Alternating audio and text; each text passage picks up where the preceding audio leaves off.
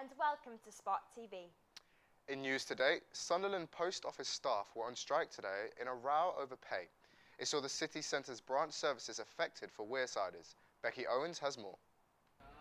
Workers left office desks at the Fawcett Street branch today alongside 90% of members of the Communication Workers Union.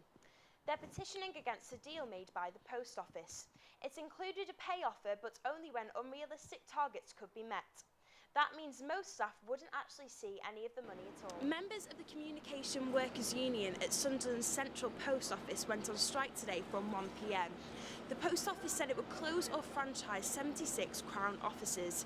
It means 800 people in the country are in fear of losing their jobs, all because of cost cutting. Here on Fawcett Street, workers are highlighting the threat of lost services to the city. With franchising, they lose direct control and you lose all the experience and expertise of the people working in the post office, and that means that the community suffers, because when you come here and to carry out vital public services and transactions, you don't get that level of experience, that level of expertise. From Sunderland City Centre, I'm Becky Owens. There's some bad news for the North East popular high street bakery Greggs after they announced a drop in sales for this year. Tom St John reports. North East bakery outlet Greggs has revealed that their profits have been lower than expected this year because of a decrease in sales. The chain said that the fall in like-for-like sales, which exclude newly opened shops, were down by 4.4% so far this year, which Greggs believes is due to bad weather, particularly in January and March. The news comes as a massive shock to North East consumers because of the amount of stores in the area, with as many as 5 stores in Sunderland city centre alone. Despite the bad weather of previous months, it seems hard to believe that this popular chain has made a loss.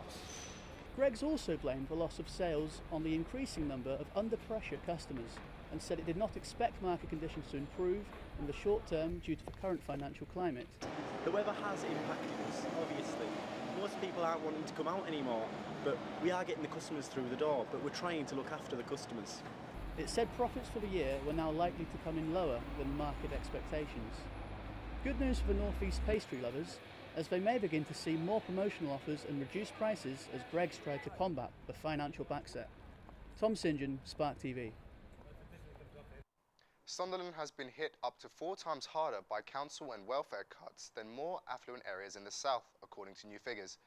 Research reveals that the North East is the worst hit region, with our city experiencing cuts of £626 per person.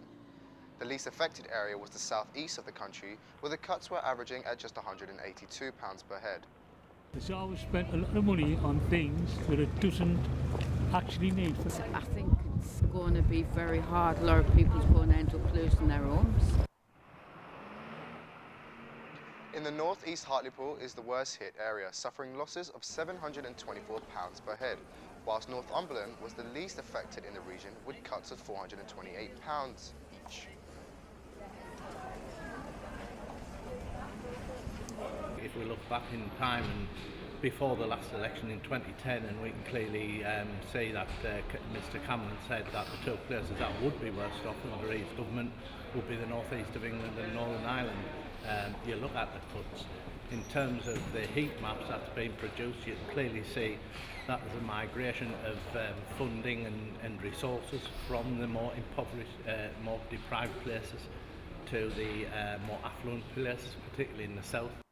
Across Sunderland Extension, there have been 236 reported crimes in the last year.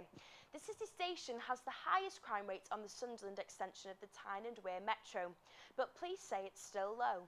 Most of them are public order offences, but there were also 4 reports of sexual offences at the city centre station and 19 violent crimes across the system.